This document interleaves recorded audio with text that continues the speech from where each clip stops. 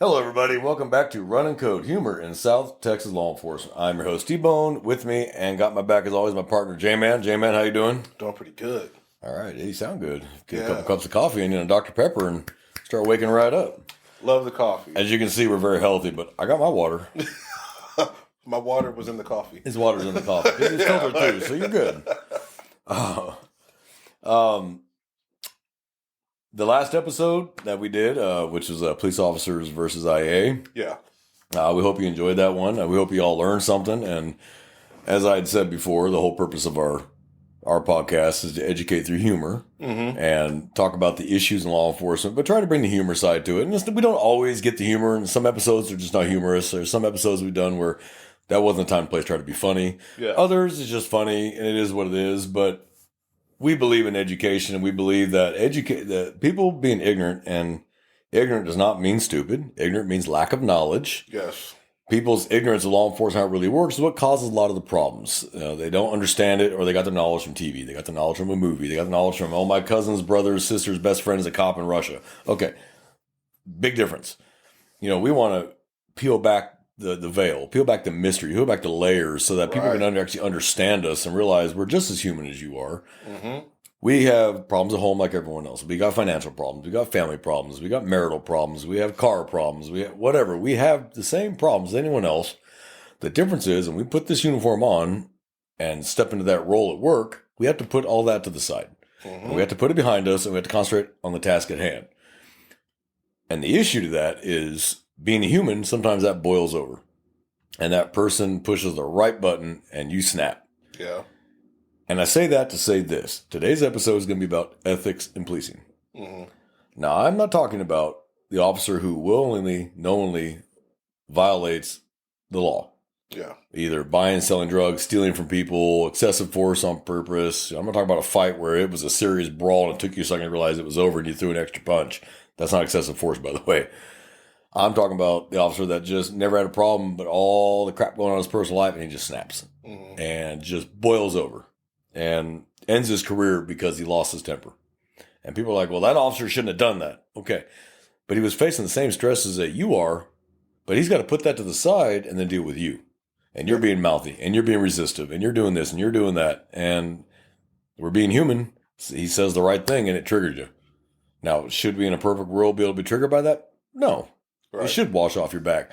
But your wife just left you. She's taking the kids. She was cheating on you with a fireman, which for a cop, fireman. Oh, why couldn't have been a felon? I'd rather it was a felon than a fireman. And then he still has to go to work because he's still got to pay the bills. Now he's going to have to pay for divorce and child support and half a crap that he don't even have anymore. And he still has to work. And he's having a bad day. And you can't just, boss, I'm not coming in today. If you're short man and low man, like, no, we need you here today. We're covering 80 square miles and it's just going to be 5 of you. No, you need to be here today. So he's got to go to work with all that in his mind. And so people automatically want to go, he was just a bad cop. No, he wasn't. Again, different from the other officer who is the knowingly and willfully stealing, robbing, extortion. No, that's not the officer we're talking about. Right. But it boils down to the same thing, ethics and policing. And ever since the summer of love, back in 20, it's really become a hot topic is ethics and policing. And so today, we decided to address ethics and policing and what it really means for us in law enforcement, whether that's city, county, state, or fed. What ethics and policing, they should be the same. And so we're going to go over the 12 principles of ethical policing, real life examples from both myself and J-Man of things we've seen. In our last episode, we talked about going to IA. And what I did not mention in that episode was that sometimes you get called into IA as a witness. Yeah. Hey, what did you see? Yeah. And you got to go in there and you can't lie. Better not. You better not, because you don't know what they already know. Yeah. And so you start in there lying. Oh, I didn't see that. I was facing the other direction, but there's someone else's camera shows you looking right at the event the whole time. So now you've lost your credibility. You've lied on an official report. You're done. Yep. So we get called in not just as the suspect in a policy violation or administrative, policy violation, but also we get called in as witnesses. So there's 3 things that bring you to IA that I didn't bring up last episode that I want to kind of talk about here because it does tie into it. Is we get called in as a suspect in a policy violation, we get called in as a witness to a policy violation, or we get called in for your analysis. Those are the 3 reasons they're going to bring you to IA. Yep. And in my agency, I don't know how your agency does it. My agency, if you're in trouble, you get 3 pieces of paper. If you're a witness or you have a UA, drug test for those that don't know what UA is, you get 2 pieces of paper. So you always want to see 2. You never want to see 3. You know, our agency does the random urinalysis, but we also do a urinalysis every time you promote. Every time you transfer to a new unit, you have to do your analysis. They don't, it's not like the military where you what's called meat gazer duty, where they had to stare at it. They actually had to see. For those in the military, you know exactly what I'm talking about because I can hear y'all laughing already. We had what's called meat gazer duty or pee gazer duty. It was one of those when you first made E5, congratulations, you're going to do a week at the urinalysis. And you'd rather be in combat because you have to stare at everyone's wiener for the whole week because you have to actually be able to testify that you saw the specimen leave the body and enter the cup if they ever pop positive for drugs. So you have to be able to say, I watched the urine leave the body and enter the cup. So you actually have to stare at their pee-pee. That's why it's called pee-pee gazer duty or meat gazer duty. I did my week in the barrel when I first made E5 and I fucking hated every minute of it. You know, and how do you have that kind of conversation with the guy there? You're like, hey, you got nothing to be ashamed about there, Colonel? You know. So the IAUAs are a little different. They're not staring at your Johnson, but they have a substance in the toilet that can tell if you try to mess with it in any way. So you have to pee in the cup, and then you bring it to them. They seal it, and you seal it right in front of you, and they seal it with the tab, and you confirm the serial number on the tab versus the report, and you sign it. There's no mistake, and this is yours. So I remember I had one, and then 2 weeks later I got called in to do another. I'm like, what the hell? I just had one. Turns out my sample, along with everybody else's sample from that day, when they were on the car on the way to the lab, got into a crash and it all got tossed out on the highway. So they had to redo everybody's urinalysis. You imagine, like, if the driver or something got like, oh, man. Yeah, well, yeah, I exploded covered in everybody's urine. 40 cups of urine. Yeah. Luckily urine is sterile, thank God. It's still urine. Yeah, it's still disgusting. Like, now, street cops. I got sterile piss on me. Like, yeah, it's still piss. But street cops, we're used to being covered in other people's bodily fluids. I've been covered in blood, feces, urine, vomit. It happens. It comes with this job. Yeah. If you're squeamish about bodily fluids, you better get the hell over it. Because you're going to get covered in something. A drunk's going to vomit on you. Some shithead you're fighting is covered in shit, and you guys still got to get him under control. He's covered in shit in the middle of an intersection, butt naked. You still got to tackle him. Yeah. And now your whole uniform is covered in human shit, and you're just like, please don't be in my face or my eyes. Please, for the love of God, because you're going to have to go get the exposure protocol, which means the nice needle in the ass, the fucking horse pills, and then constant blood tests for 6 months to prove you didn't get hepatitis or anything else. Yep. So people who think this job is gravy, think again. Because the naked guy covered in feces running on the intersection, that's your job. Fire is not going to jump on that dude. That's on you. So they're going to stand there and wait because they just climbed off your wife, and now they're going to stand there and wait while you're trying to tackle this dude who's covered in feces running around the intersection. And then if you're lucky, your boss will let you go home and change. Sometimes they're like, hot shot to the next hot shot. And there you are talking to the next person about her cat in a tree and you're covered in human shit. It's like Dookie butter. Yeah. Yeah. That was a shitty day. No pun intended. So, and you just kind of have to laugh about it.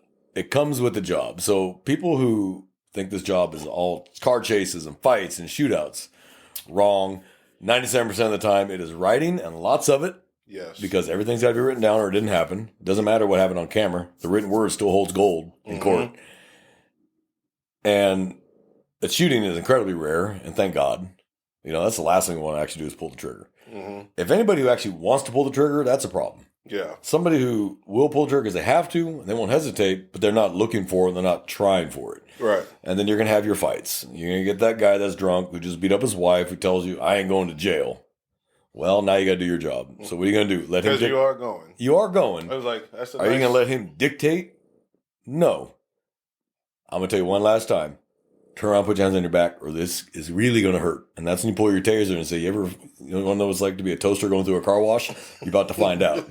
50,000 volts hurts like hell, and it's the longest 5 seconds of your life. Because I've been OC'd and I've been tased. I'd rather be tased any day than OC'd. Taser, 5 seconds, it's over. It hurts, but it's over. The pain's gone immediately when the current comes off. OC, that shit lasts for days, and it's in your highs. And you wash your hair. Well, I don't have any hair, but I used to have hair. Yeah, when you and clean. you get in the shower, and reactivates. Yep. And so I've been tased 4 times. I'd rather be tased any day. But it hurts like a bitch every time. There's no getting used to a taser. It hurts every time. If they lock it right and they do that split the belt line, and now with the new tasers, where you can pop them twice with 4 probes and they all connect and it just locks you up, man. You're like a 2x4 and you hit the ground hard. Pass. And those darts are longer now than the old ones too. So they're really, and they're dual barbed. I think when I got tased, I got tased with the 26Ps. That's what I got tased with, the 26P. But now they have I don't even know the name of the damn one I'm carrying right now. Taser 10 or 7? I think it's a 7.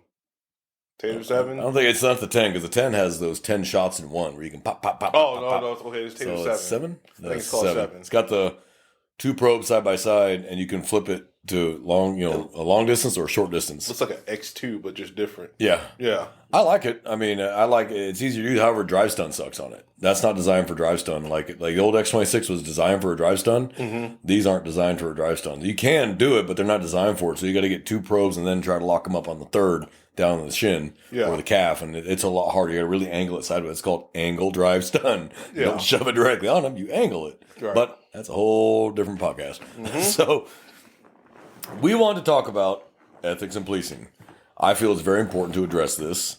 I feel it's very important to understand that, yes, we enforce the law. We are the visible arm of the government. Yep. That is what we are. We enforce the legislation. The legislation creates the laws. We enforce those laws. We don't have to like them. We don't have to agree with them, but we've sworn to uphold them. Mm-hmm. And so, like I've said on several episodes, we have 4 responsibilities as peace officers. It doesn't matter what state you're in. It's the same 4 responsibilities. Preserve life, protect property, enforce the law, and arrest offenders. Those are your 4 responsibilities. Notice the first one, preserve life. That's always ultimately number 1. So this is why you've seen us doing things outside the ordinary, like jumping into a river to save somebody. Yes. Not criminal, but our job is to preserve life. Mm-hmm. Now, and we've had officers die trying to save other people from normally what would not be their job, be a dive team or the fire department, but we're human, and our first instinct is to save a life. Right. We've had officers die trying to save children. Mm-hmm. And I think that's a fair trade. Yeah. I've lived a good life. I'll give up my life for a child. That's a fair trade. Mm-hmm. I've lived a good, long life. They haven't. No problem. I'm prepared for that eventuality if it ever comes to it. I hope it doesn't, but if it does, I've lived a good life. Yeah. There's always the possibility that we could die every day in any call we go to. Yep. 911 hang up, cat in a tree. You just never know. You get the 911 hang ups from an ambush. You walk up on the door and they riddle you full of holes. Happens. Yeah. It happens all over the U.S. Happens constantly. But we'll still tomorrow, every officer in the agency will do the same thing again tomorrow. Mm-hmm. Now they'll be a little more cautious, but they're still going to go knock on the door. Yep. They just be smart and not square off on the damn door. Yeah. So if you're ever wondering why, if you ever watch cops walk up on a door, the smart ones stand off to the side, you don't ever square off on a door. Ever. Because that's the fatal funnel. And that's where you're going to be coming through, or they're going to shoot through it knowing you're standing in front of the door because you knocked. Yep. Stand off to the side of the damn door. If you're down one of those long halls, there's no way to do it. Knock on the door, walk all the way back. Oh, yeah. Take yourself out of that funnel. And when they answer the door, you're still, they can still tell you're a police officer, but you're not exposing your entire body. Right. Hey, how you doing, ma'am? I'm, so-and-so, and the reason why I came over is we got a 911 call. You okay? Bear in mind, just because they answer the door looking nice doesn't mean there's nothing going on in that house. It could have been domestic, and she's having to play it off because he's standing behind her. Yeah. So take that with a grain of salt. Always be careful on 911 hang-ups. Please be careful on 911 and welfare checks. I know. Please be careful. Man, welfare checks, they're a 50-50. For everyone that I've been like, oh, it's accidental, my kid grabbed the phone, things like that. And then it's that other kind of welfare check where it's like, I don't think I'm just going to leave just yet. Well, the neighbors call and say, we heard screaming and then we heard a couple loud pops. Shit. Start me a couple more units. And if there's nothing, you can send them back in service. But you're not just going to walk up on the door. Hey, everybody okay in there? No, I'm going to start looking through windows first, see if I see anything, because forewarned is forearmed, and all the intel you have before you make entry only suits you and then maybe save your ass. And there's that guy, and you look through the back window, you see him at the front door with a shotgun, waiting for you to come through it. Yeah. So this is why I never take anything for granted. Officers, listen to this, whether you're rookie or seasoned, because we get complacent as seasoned officers. You're seasoned, I'm seasoned. I get complacent, and I go, shit, that was stupid. Don't take anything for granted. Seriously, yeah. What's what General Mattis say? Be nice, but have a plan to kill everyone in the room. I'm not saying kill everyone in the room. That's more of a military mindset, but it does kind of apply. You better be prepared for anything from anyone at any time. Yeah. Now you're probably going, well, what does it do with ethics? You're prepared to use deadly or lethal force or even just physical force, but that should be your last option. Yes. Use this and use this. Mm-hmm. Now, there are some people, doesn't matter what you say, doesn't matter what you do, they're going to fight you. Oh, yeah. And They've made the decision. Yep. Okay, stop talking and put your hands on them. Mm-hmm. Okay? But if there's a 50-50 and it's starting to calm down, why not calm it down a little further? Yeah. You don't got to put, okay, you take 5 more minutes and they go and cuss peacefully. No force got used. I know people that know me think that's hilarious coming from me because I had a lot of uses of force, but I always tried first. Yeah. So I was just a little more proactive, so I ended up always getting into crap. But I always gave them the opportunity. I didn't just go straight to hands. Let's try to bring this down before we go just straight to, oh, you want to fight? No. Time and place for that. And it's going to come. So people that want to get in fights, it's coming. Don't make it happen. Yeah. Let it happen organically to where you do everything you can to avoid it. But when the fight's on, stop talking. Because I hate videos where you see an officer still trying to talk to the guy when they're swinging on him. Sir, stop. Sir. No, hell no. The minute they cock their fist, you better give them that Mike Tyson shot real fast because it's coming. Oh, yeah. And if you're going to stand there and try and talk to him, you're going to get slugged in the mouth. And everyone has a plan until they get hit in the face. So you better have a plan. Mm-hmm. You know, he hits me, I'm going to do this. Don't just fall on the ground, crawl into a ball. Okay? You better pop up and you better give him everything you got because you don't have to win the fight. You just can't lose the fight. Yeah. Backup's coming. Hit your toner and wade in there. Backup's coming. And when they get there, he's going to feel some pain because he's going to fight them too.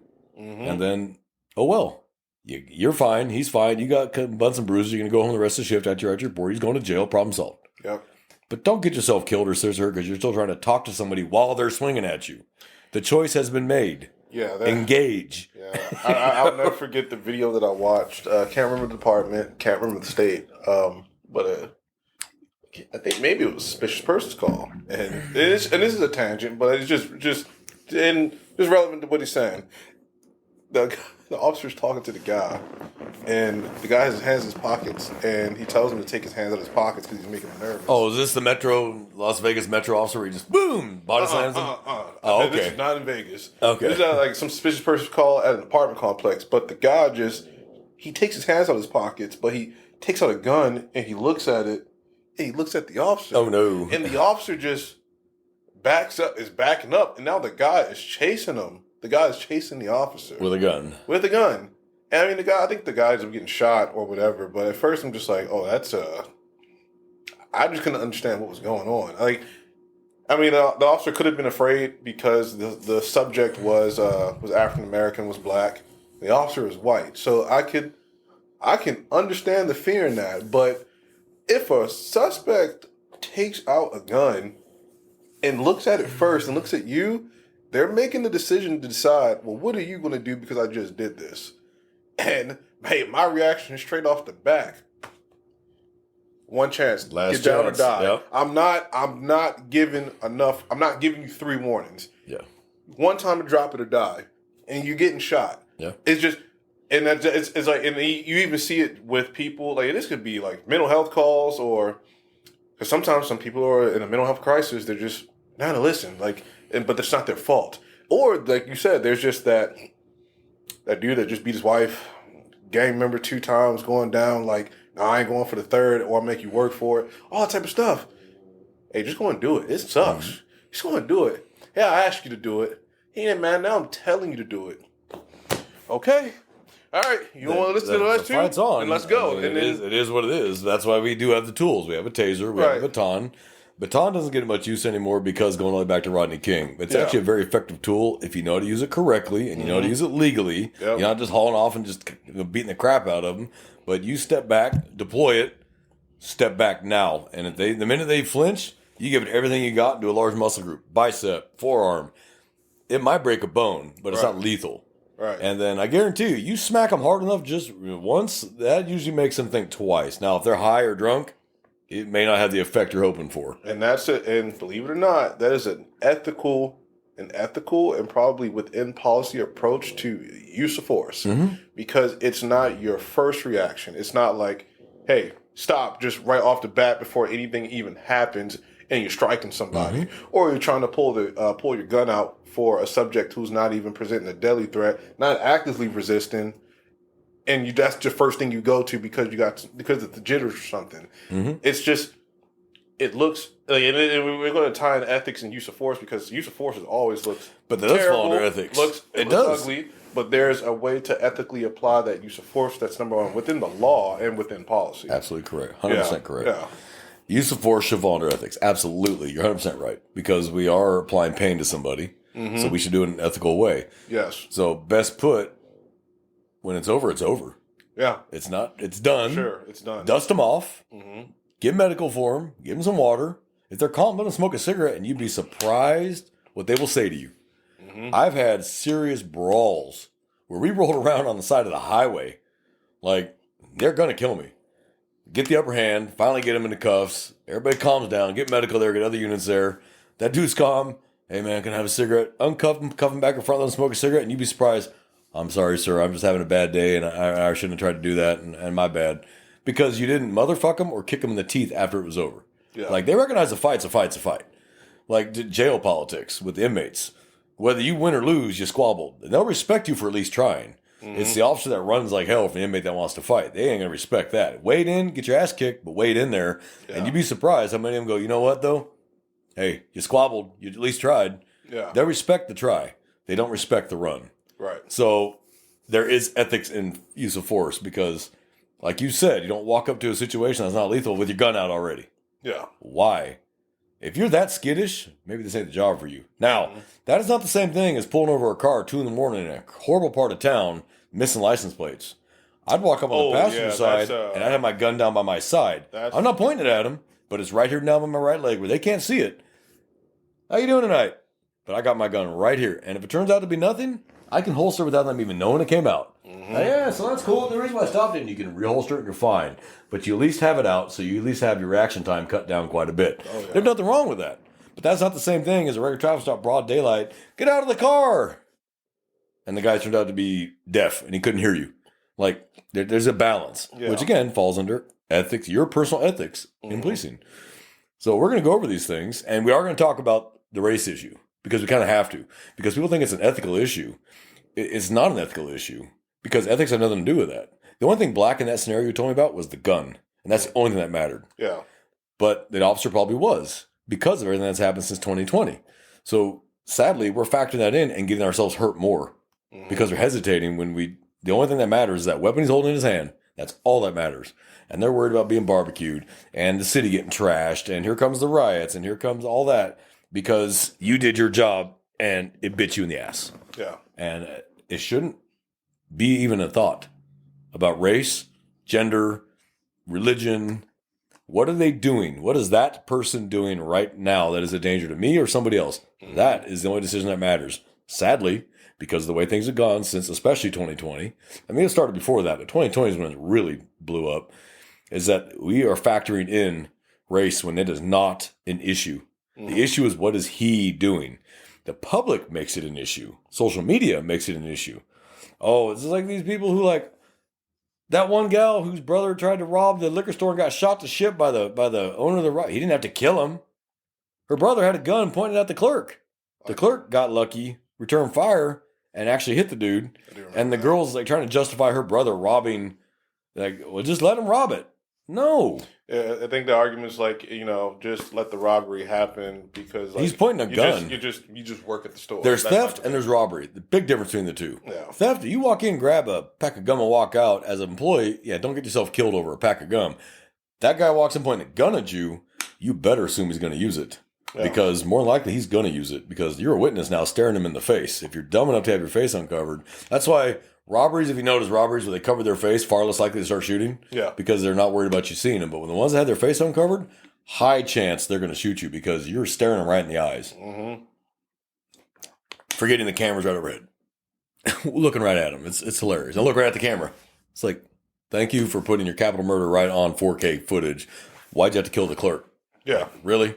So there's a difference between theft and robbery. Robbery is theft by force. That's what it is. So you can turn a simple 25 pack of gum theft, 25-cent pack of gum theft into a robbery because you push the clerk or point a gun at him or pull a knife. Now it's a robbery. Yep. Like you're going to do hard time over a pack of gum. So you get to tell everybody in the yard and classification at Garza West that you're in there because you tried to steal gum and then punch the store clerk. No, I just say it's just a robbery. We have to go into That's what I'd details say. about the robbery. I would make up all sorts of shit. I'd make up a huge story. I sure as hell won't be telling me I got caught trying to steal a pack of gum, punched a dude in the face, and I got a robbery charge. Because you're going to be someone's bitch that night. So you better come up with a really good story. But I wanted to go over, if you don't mind, Yeah. the 12 principles of ethical policing. And Sweet, there's okay. 12 of them. And I want to go over them. Yeah. And we'll go over them line by line. Some people are going to say, well, that's bullshit, or, I don't agree now, and that doesn't apply anymore. It all applies, and it applies every day to every single thing we do, whether it's 911 hang up, a welfare check, a traffic stop, a bar fight, an assault call. You have to have these same 12 principles of ethics. And if you do this, you'll never be in trouble. You'll never end up on the backside of the news. You'll never have a bad day in IA because you did it ethically, morally, and fairly. Yep.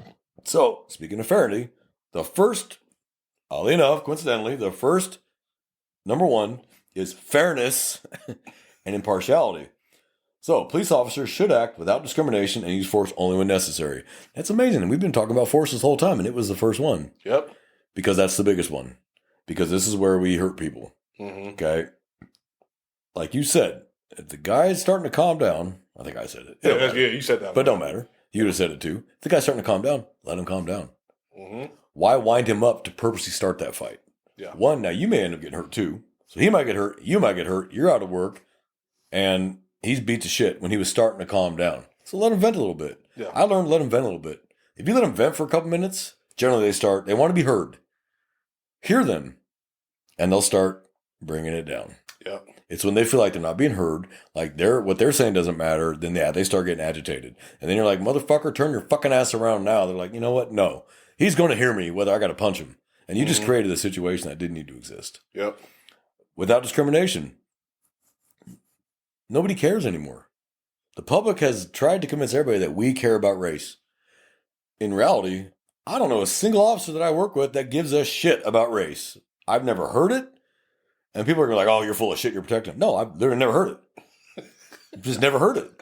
And we have one of the most diverse agencies I've ever seen. Yeah. We have black, white, Asian, Muslim, female, male, tall, short, thin, fat, old, young. It doesn't matter. We have them all here. And I've never once heard an officer justify anything they did because of race or religion or creed or gender. Not once. Now, people are going to believe me. That's fine. Yeah. But this is not 1980 Mississippi. Okay, this isn't Mississippi burning. Okay, it's 2024. No one gives a shit anymore. No one really cares. What are you doing? How are you acting? That's all I give a shit about. I don't give a damn about the gang colors you're wearing either. If you're being cool with me, I'll be calm with you. Even if you are wearing colors, I don't care. You're being calm with me, I'll be calm with you. Yeah. Score off on me though, and start disobeying my orders, then we're gonna have a different problem. But that's the problem you created, not me. So I always try nice first. Now I may not be nice for half an hour trying to convince you to calm down because I got things to do. But I am going to try nice. And if you meet me there, I might even let you smoke a cigarette and make a phone call, which I don't even have to do. But I might let you make a phone call. Hey, man, I'm going down. Can you bomb me out? I got no problem with that. But square off with me or fight me? Nah.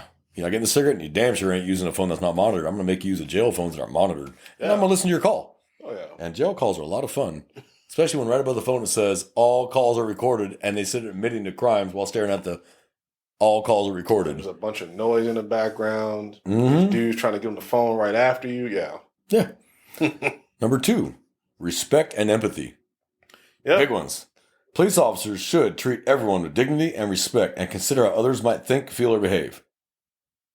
I agree with 99% of that. I'm cool with that. Like I've been able to use that before. I've been like just naturally. I'm not.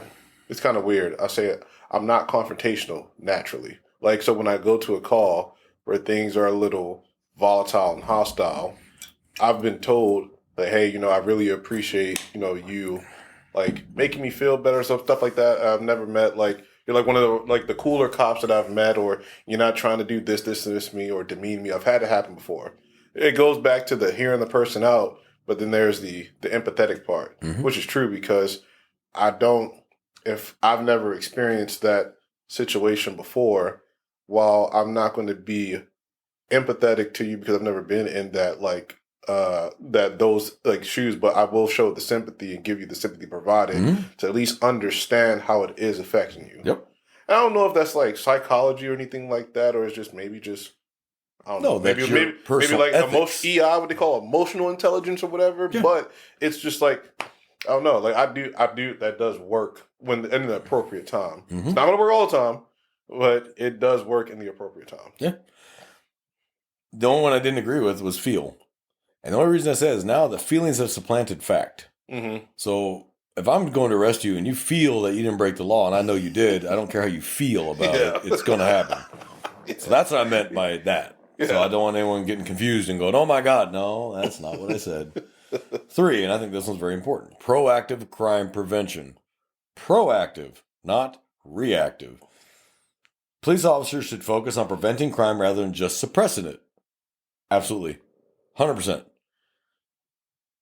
You have to take a proactive approach. Criminals have to feel like they're being hunted. Mhm. Criminals cannot feel like they're getting away with it. So there's another podcast I listen to, and I don't know if you heard them, the Anti-Hero podcast. Yes. I love those guys. One's a police officer, one was a Delta operator. And they have, opposing views sometimes because one has never been a cop and the other one was not Delta, but they come together real well. But one of them, what did he say? And I think it was Tyler. It's Brent Tucker and Tyler Hoover, I believe is their names. Mhm. And Tyler is a police officer in Florida. And Brent is a retired military special operations or special forces. And what did Tyler say? He said, no, it was Brent. He goes, yeah, crime and terrorism. He's like, you have to make it not pay. That's the difference. Crime shouldn't pay. Terrorism shouldn't pay. And they all fall into the same thing. There's a consequence for what you're doing.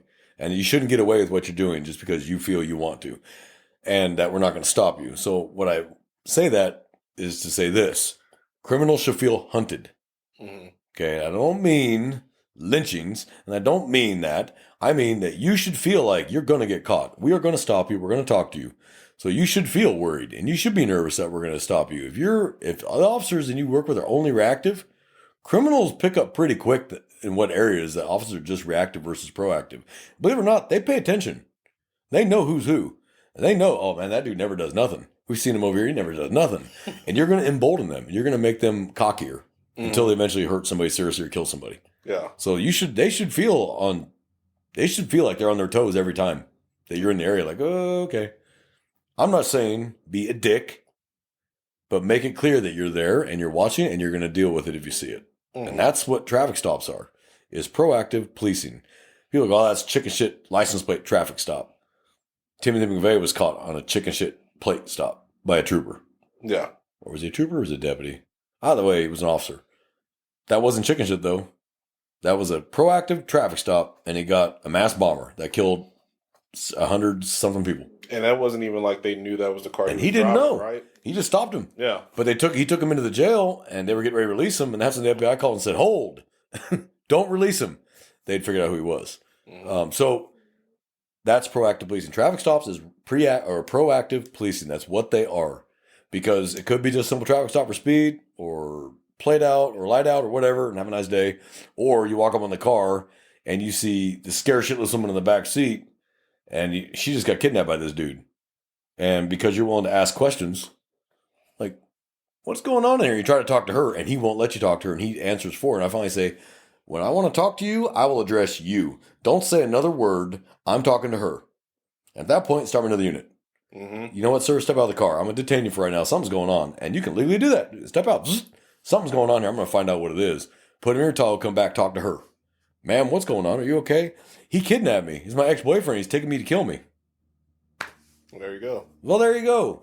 Mhm. Don't let them dictate your actions. If you need to conduct a criminal investigation, do so. Yeah. Do not let people tell you what you're going to do. If you, that little angel on your shoulder is going, pay attention, pay attention, pay attention. Yeah. So, that drives me nuts. Public service, because we are public servants. Yes. Police officers should provide a service that the public can be proud of and understand and respond to the public's needs. Yes, sounds good. It really does sound good. I wish it were that simple, but it's not quite that simple. But it could be, again, if the public just understands us, and that's why we do this podcast. It's the understanding of how we think and how we work. And if we start getting that understanding, we want to work with the public, not against the public. If the public knows things, tell us. You cannot complain about the crime rate if you have the information you're not willing to pass on to us. I've seen like and this is I heard this from a older deputy. He retired in experience.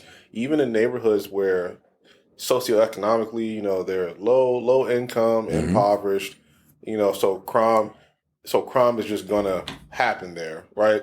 You can say it's a mixture of just people wanting to commit crimes, and of course, crimes are opportunity, what have you. He said that even in those communities, there's always someone, or there's always groups of people who want the crime to be handled. But you just have to always keep that first mind and respectfully speaking to people. Because if you just assume everybody's a criminal, then you won't get that response from the people in that community who want you to be there and want you to make a difference. I'll never forget it. He says, a guy may say, and I think you've said this before too, hey, fuck you, I ain't telling you shit. But then while you're still within earshot of them and you're about to walk away, you're about to close the door, like, hey, little Kenny down the street, he drives a Cadillac on slabs. And then he closed the door. You know what I mean? Like, it's just, but that stuff happens. Because they can't be seen to be helping us. Yeah. Because they have to live there. We're traveling. We're visiting. We're not live there. And so we're going to drive off and the whole neighborhood's going to be like, oh, he's a snitch. And that's where, like... So you have to play it off, help him out. Like, all right, man, if you ever want to talk to us, give me a call. Try to protect the guy somehow. And appreciate the info. Yeah. And then you go deal with it. And then don't burn that guy. Don't tell little Kenny down the street, hey, yo, it was Roger over here. He'd be like, oh, that motherfucker. Because the Ghetto Network is going to know about that in about 10 minutes. Yeah. And then you're going to be back for his dead body. Don't think that don't happen. Absolutely happens. Number 5, integrity. Big one. Yep. Big one. Doing the right thing when no one's watching. Yep. Because someone's always watching anyway. But your own personal ethics should say this is still the right thing to do, so I'm going to do it because it's the right thing to do, not because someone's watching me. Police officers should act with integrity, objectivity, and accountability. Let's break those 3 down. That's 3. Integrity, objectivity, and accountability. Integrity, doing the right thing when no one's watching. Do the right thing. Objectivity. You have to be objective in this job. You have to take what everybody says with a grain of salt, but you need to hear everybody as well, and you need to observe it all to find a story that makes sense. We ask questions until the story makes sense. So if the story doesn't make sense, we're going to keep asking questions because the pieces aren't fitting. And then somebody over here drops that piece in and click, it all comes together. But you were objective about it. And you talk to everybody. You don't go, I'm not talking to her because she was a bitch last time I was over here and that guy's an asshole. You still need to go make the effort. You still got to talk to him. And how you approach it is like, look, I know we've had our issues in the past, but look, that's a victim. And that victim needs justice. Can you help me out here? You'd be surprised how far that goes. Yeah. Like, I don't like you. I think you're a punk ass bitch or whatever, but that could have been my daughter. So here's what I'm going to tell you. Yeah. And you get further. And then accountability. You screw up. Hey, I screwed up. Own it. Own it. You screw up and it bites you on the stand. Don't lie about it. I screwed that up, counselor. I'm human. I messed that up. And I've actually had to eat crow on the stand. And it's hard. Oh, it's hard. You're like, oh my God. You want to defend yourself. You want to get defensive. But at the end of the day, you screwed up. And the lawyer found it and it's called a peel in criminal law, where they get their nails under it and start cracking it back and you start losing the case. It's not personal. You screwed up. He's taking advantage of your screw up. Well, that's your fault. Yeah. Learn. And that's the best way to learn is get your ass embarrassed in court is the best way to learn. Trust me. You get embarrassed in court the first time, you'll never get embarrassed again. Because everybody's watching. Everybody's watching like, oh my God. And the jury's over here staring like you're a moron. And you're just like, that ain't going to happen again.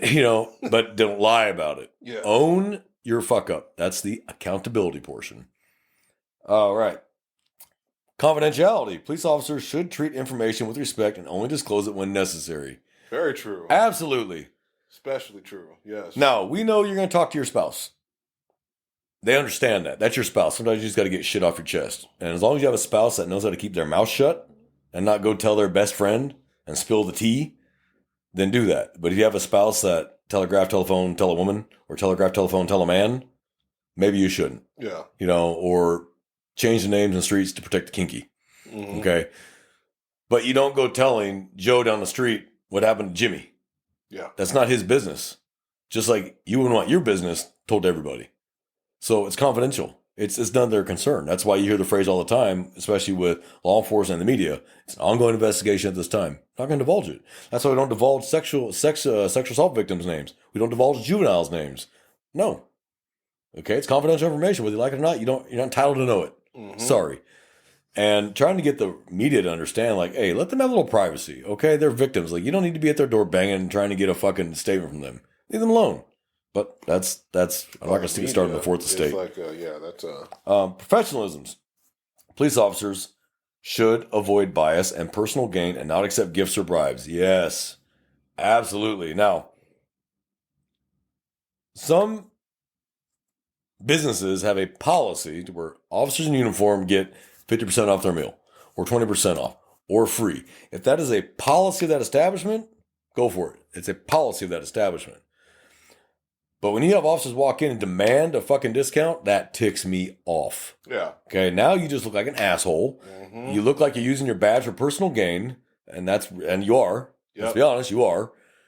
And it just looks unprofessional as hell. Oh, yeah. So when you walk up to the counter, I always assume I'm going to pay full price. Anytime I go anywhere to eat, I just always assume I'm going to pay full price. And I never say, if I don't get the discount, I don't say a fucking word about it. Yep. Because then you're going to have that one Karen behind you calling internal affairs. This officer was asking for free food and he was in uniform. And just how's that look?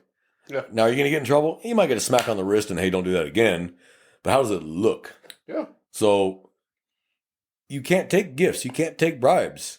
And along with that comes, and I hate to say it, guys, you go places with a stiff dick you wouldn't go with a gun. Officers have ruined their careers because women have bribed them sexually. And they go, oh, you know what? I'm going to go ahead and do that. And you just cost your whole damn career. Make the arrest. Just make the arrest and call it a day and document that she tried to do that and protect yourself. Yeah. Don't fall for that bullshit. But that falls under professionalism. That falls under bribes. It's sexual bribery. It's still a bribe, though. Yep. If I do this to you, you want to arrest me. That's a bribe. Yep. It's illegal. Arrest him, add the damn charge. DA's office wants to drop it, fine. But you documented it protecting your ass. Because they ain't going to admit, oh, yeah, I tried to...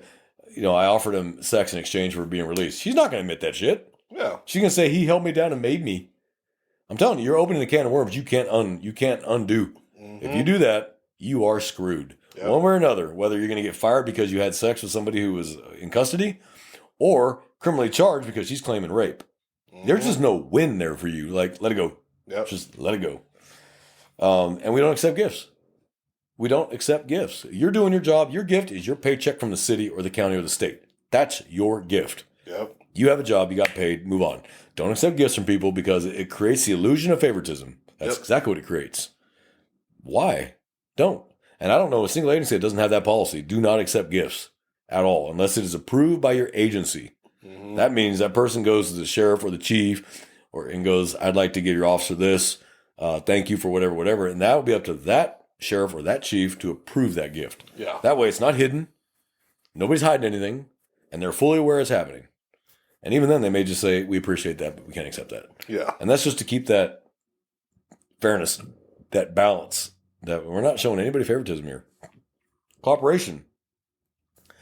Police officers should cooperate with other authorized agencies to pursue justice. Now that is hysterical. Because a lot of agencies do this. I know, it's just so weird, and I get it because it's just like, but it's mostly individuals who ruin cohesion between agencies. Yeah, I get along with our brother and sister agencies here just fine at my level. But you start getting up to the upper levels, they don't quite get along. Maybe that's because they used to work together 20 years ago and they got a beef and they never quite squashed it, and then it just got worse. Or you have that, but you had sibling rivalry. Oh, we're better than you, or we're better than you, or we get paid more. But you're going to have that. Yeah. But when it comes to justice, it doesn't matter. Yep. If that agency has the information, you need it, they should give it to you. Same as you when they call you and say, hey, because I'm an investigator. I get called by brother agencies all the time. Hey, you dealt with a dude that we got him under investigation. What are you investigating him for? I'm investigating him for this. Well, so are we. Hey, let's collab. Yep. I got my reports. How about I meet you at your office? We're like, hey, we're near your office. Yeah, come on down. Bring what you got, and then we'll go through it. Because we all have the same goal at the end of the day. It doesn't matter what agency did it. He's in custody. I don't care about laurels. I don't care about medals. I don't care about recognition. Did we get justice for the victim? Do we put the right person in jail? And that's what I care about. Yep. I don't need to be up on stage a month later. Here's your Decker medal. I don't want the fucking thing. In fact, I always tell them, hey, I ain't going to be there. Just put it in my file. I ain't going to be there. I don't want it. That's not what I'm here to do. If you chase medals, you'll get them posthumously. Yeah. Like you say in the service. You want medals, you'll get them, but they're probably going to be going to your next of kin. Don't medal chase. That's not what you're doing this job for. If you're doing this job because you want, I'm a police officer and I want you to recognize me and I'm going to get laid because of this badge, and you're doing it for the wrong effing reason. That's all I'm going to say on that. Continuous improvement. Police officers should strive to improve their knowledge and competence. Absolutely. And as long as I have known you, I have seen you constantly yearn for more knowledge. Go find the knowledge. Get this school. Go to that school. Talk to this guy who has that information. I've seen you do that as long as I've known you. And I do the same thing. Because you don't just finish the academy and that's it. Yeah. There's nothing more you can teach me. I learned it all. You learn shit. Just like when you finish officer candidate school in the Navy and you head out to the fleet, the first thing the old sergeant chief's going to tell you is, that's great, Sonny. Welcome to the fleet. This don't matter. This is nothing. You learned nothing. Now you're going to learn. It's the same thing for us. You graduate the academy. Why do you think you got field training officers? If the academy was so good, you wouldn't need field training officers. Oh, you're good, man. Just go. No. Now you're learning. You got the foundation built. Time to build the house. One of the strangest things I've heard is I was talking with someone about like just like me like liking like all aspects of like law enforcement. Not just the job itself, but actually like the criminal law, the criminology, case law. And when I mentioned case law, the first thing she said, well, do you want to be a lawyer? And I'm like, well, I've thought about it, yes, but it's important for me as a patrol officer to know case law so I know what I can legally can and cannot do. Yeah. A police officer just shouldn't limit their knowledge to just what they learned in the academy and like enforceable state laws. We got guys on our agency. It's odd. It was odd, but it's definitely typical. No, it is. A lot of officers do not. They don't strive to learn a damn thing more. Unless they make case law. Yeah, you don't want to make case law. Yeah. I'm sure the officers at Miranda versus Arizona, I'd wish to God they just read him his damn Miranda warning. So, because that whole case got, initially got chopped because of that. Yeah. For those that don't know, in Texas, we have 4 levels of our peace officer license: basic, intermediate, advanced, and master peace officer. And to get to master, you have to take more schools, more hours, and more training to get to master. And I've known officers who've been in this agency 20 plus years to have a basic license. I'm like, you shouldn't have a basic license after 20 years. I was a master peace officer in under a decade. And I'm not tooting my own horn. I wanted the knowledge. The side effect was I got the master license and I get the extra pay. But I wanted the knowledge because it made me better in my job. And like you said with case law dictates everything law enforcement does. Pennsylvania v. Mims, Graham versus Connor, Garner versus Tennessee, Miranda versus Arizona. All these case laws dictate how we work. So you should know these damn case laws. And if you look up a penal code book in every single state, at the bottom of each law is a case law. Yeah. Because it came from somewhere. Just like rules, safety rules are written in blood. Laws are written in case law from the Supreme Court, or only made as far as a Supreme Court of your state or an appeals court. Yeah. Like we're in Fifth Circuit here. Yeah.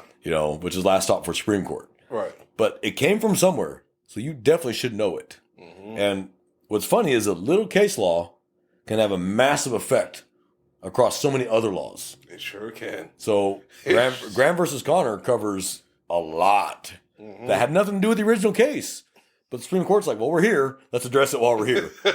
Okay, fair. Yeah. So anybody who tells you or shames you for that is a problem. And I got a great idea. You and I should get our law degrees and we should start a criminal defense agency. We would be zillionaires because we know who the officers are. They're idiots.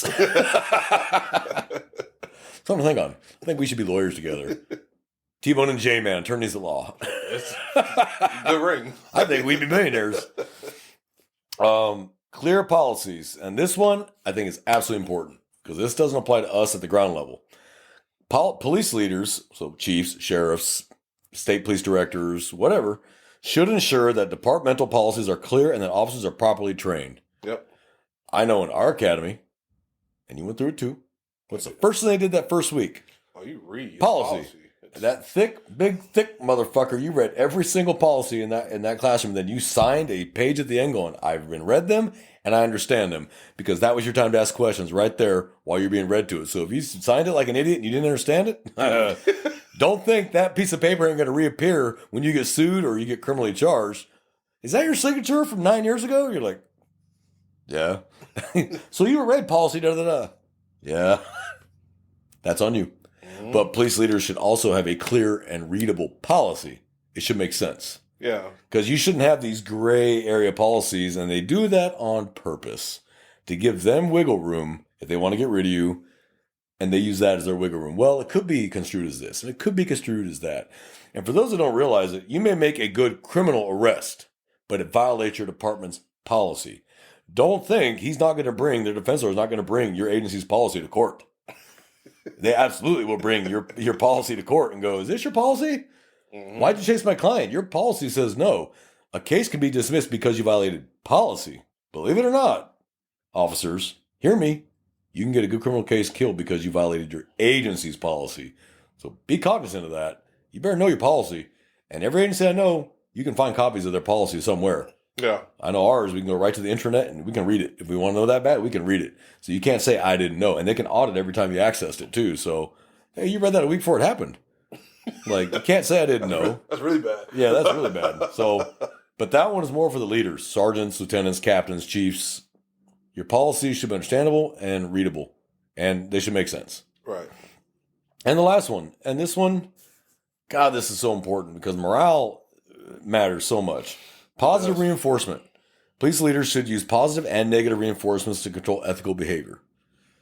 Scold in private, praise in public. Now, on the scene, if it's safety, you bark right there. Yeah. You stop someone getting hurt and everyone else heard it. Okay, don't do that. Anything else can wait till you get behind closed doors. You don't stand down on the scene and chastise one of your officers in public with everyone else watching. Mhm. Absolutely not. Because you are undermining the effectiveness of every other officer there. Right. To this public watching, you're undermining everybody. So put a pin in that until you get behind closed doors. But positive, public, roll call. Hey, I want to give a shout out to Officer so-and-so. He did a fantastic job yesterday with that subject, calmed him down, got him in the cuffs, no one got hurt. Good job, man. That goes so far. Yeah. We don't do this job for the whoozas and the good jobs. We don't. That's not why we do it. But it's nice to be recognized occasionally. Yeah. And everybody's, oh, good job, man. Or how'd you do it? Or hey, what'd you do? Like a rookie, what'd you do? Well, I did this. They learned a lesson too. Yeah. They learn what you did and they take it, they apply it. So positive reinforcement, negative reinforcement. Now, negative reinforcement. Yeah, there needs to be consequence when you do things you're not supposed to do. You can't just be like, hey, man, I know we were buddies back when we were both 6 leagues. I'm your sergeant now. Hey, man, don't do that again. Wink, wink, wink. No. When you took those stripes, that became your job Mhm. to enforce the policies of your agency and ensure the laws were not being broken. That became your job. So you can no longer do the homie hookup. Yeah. Sorry, bud. You screwed up. I didn't, and I got a job doing. If I got to choose between doing my job and between being your friend, this one pays my bills. Yeah. You made the choice. I'm sorry about our friendship. And that sucks, but it is what it is. Sorry. Mhm. And so many people want to use that. I mean, I thought we were friends. That's why when I was in the military, I didn't hang out with junior enlisted. I didn't. I needed to maintain that separation. I needed to be able to maintain that. Hey, man, if I got to come down on you, I don't want to hear, man, I thought we were homies. There were 2 airmen that I was friends with and I hung out with off duty because these 2 were professional enough they never, ever once, they knew the difference between on duty and off duty. And I never once heard, I thought we were friends. Okay. And I would rip their ass at work because work related and never hear a word about it on Friday night when they came over. Mhm. They knew how to separate the two and they earned my trust with that. Mhm. But I don't know how many times I heard, airmen who become NCOs, but they're still friends with the airmen. And I thought we were friends, man. What the hell, dude? Like, you gonna do me like that? Well, yeah, because now I'm a sergeant and I've been given this responsibility by the platoon leader or the company commander or whatever, or your flight commander, if you're Army, Marines, Navy, whatever. I've been given these responsibilities now. So now I have to do it. It creates problems. Yeah. So I have plenty of my friends are sergeants. I have a lot of friends that are sergeants. But I tell you right now, if I do something wrong, they chew my ass. It is what it is. And I'm not going to, I thought we were friends. Separate the two. Yeah. Right now, they're on duty and they're talking to you as sergeant officer, not friend and amen. And you shouldn't be hooking your friends up, though, either. That's not your job. Yeah. You have responsibilities as a sergeant or a lieutenant or an investigator. An investigator is a rank, and it is a supervisory rank. Our policy makes it real clear. A detective gets on scene, they're in charge. Yep. Period. They're in charge because it's now their criminal investigation. The only one that supersedes their authority now is anybody that outranks them in detectives. So a sergeant detective shows up, or lieutenant, or captain. Now they're in charge. Mhm. But they supersede and they have the responsibility to make sure officers are doing their job, not breaking the law and following policy. So if you're a detective standing there watching officers break the law, or violate policy, you have a duty to step in. That is your duty, not a optional. It's your duty. Yeah. So I wanted to do this episode because I think some people, and myself included, need to be reminded from time to time what these things mean. Yeah. Yeah, it's cool to wear a badge. It's cool to be able to carry guns. It's cool to be able to arrest people when you got to take them to jail and drive fast with lights and sirens and kick ass and take names. And hey, that's cool. But there's so much more to this job. And if you can't do any of that ethically, you shouldn't be doing it. Yeah. Because eventually it's going to bite you in the ass. It may take a couple years or you may get fucked the first time. Either way, you're going to get caught. And we've had some officers, they got away with it for years. Finally got caught. All that did, though, was give us a huge black eye. Because everyone else around them knew they were doing this shit, and no one said a word because they thought that supervision already knew it was happening. Turned out supervision never had an idea it was even happening. Right. And they're like, why the hell didn't you say something? We thought you knew. No, we didn't know. Why didn't you say something? Well, we thought you knew, so we figured you were waiting for, whatever. And we all look bad. Yeah. That officer on the news, and now I got to hear about it in every traffic stop for the next 3 weeks. Yep. Oh my God, dude. I stopped you for speeding. I don't care what that dude did. Like, stop, man. So if you're ethical and you can look yourself in the mirror every day when you put the uniform on and go, I will do my job and I will do it ethically and I'll do it with integrity and I'll do it with compassion. I'll do it with empathy and I'll do it with fairness and impartiality. You'll never have a bad day. Yep. And you can look yourself in the eye when you retire and go, I did my job right. I don't care what anyone else did. I did my job right according to my own ethics and my own morality. You do that, you never have a problem. You're never going to end up in internal affairs, never end up in PIU, never end up on the news, unless it's for something positive. Yeah. If you have to take a life, which is an unfortunate thing in this line of work, I've had to do it, not celebrating it. It was a necessary evil that had to be done because it was either going to be him or it was going to be my partner and the other officers. I had no choice. I don't celebrate it. I don't think it's a fantastic thing, but ethically, I made the right decision. Am I happy about it? No. It's a decision that person made that drove us to that point when he had 40 miles to go, okay, I'm done. Instead, he decided to go out the hard way. That was the choice he made. Ethically, I feel okay. I know I did nothing wrong. Do I wish I had shot him? No. That wasn't the goal. We'd have been more than happy if he just laid down on the ground, we'd cuff him. You're an idiot. Throw him in a car and drive off and just charge him with evading. But instead, he decided to take the hard way out. Ethically, I'm fine. Morally, I'm fine. I have fulfilled both the law and the policies of my agency. I didn't do anything wrong. But he made that choice. But I can live with the knowledge of that what I did was ethical and good morals. Right. It sucks. I'd have loved to have any other outcome that day. But it's a choice he made. And if you're in this line of work, every agency I know has that question on their questionnaire when you go to hire. You may have to use deadly force. Do you understand that? And if you can't do it there, they're going to stop you right there because it may happen. Yeah. And it'll be when you least expect it. It's very rare that you know it's coming. Maybe police snipers know because they're on the scene and the guy is, standing over the gun in someone's head and they're pretty sure it's going to have to happen. Most times, traffic stop gone wrong. Welfare check gone wrong. 911 hang up gone wrong. You're inside a McDonald's eating and here comes a guy with a gun that didn't even see you sitting there and he's going to rob the place or he's going to kill his girlfriend that works there. And there you are. Oh, crap. And you have to react to it and you were just trying to eat your Big Mac. Yeah. So morally and ethically, you're fine. You made a good decision. Does it suck? It sucks. Yeah. And you're going to go through some ass pain. So brothers, sisters, well, do you have anything to add? Nope. You touched a lot. I think it was a good episode. Yeah, it was. And hopefully it also makes sense to the civilians that are watching this. And so the officers that maybe are towing that line, maybe it's kind of the warning they needed. Brother, sister, don't do it. It ain't worth what's coming to you. It is not worth the butt fucking on the news, your fellow officers, what the citizens think. You're now the most recognizable person in that county. Like, why? Really?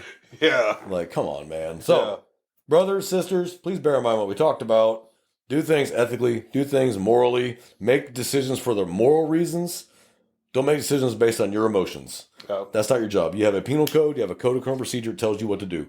Follow those, and you'll never be in trouble. If you can justify and articulate what you did, why you did, based on the penal code and the code of criminal procedure, you'll never have a bad day. Absolutely. If you do what you do and you can explain it by policy, you're never going to have a bad day. You'll be fine. You may have some rough moments, but you'll be fine. Yeah. Please take care of each other. Brothers, sisters, watch each other. If someone's starting to do something they shouldn't, step in. Yeah. Hey, man, peer pressure's a bitch. You can get them to stop doing it. Hey, man, I can't tell you what to do. That is a personal decision that you got to make. Are you going to step in And are you going to report it if you have to? And it sucks. But I tell you right now, if you think the whole department's going to turn on you, that's really not been an issue. Maybe for the last 10 years, that's really not an issue anymore. They did it. That's on them. It's like the IA sergeants I know. They're like, hey, like, I'm not coming after you. You did it.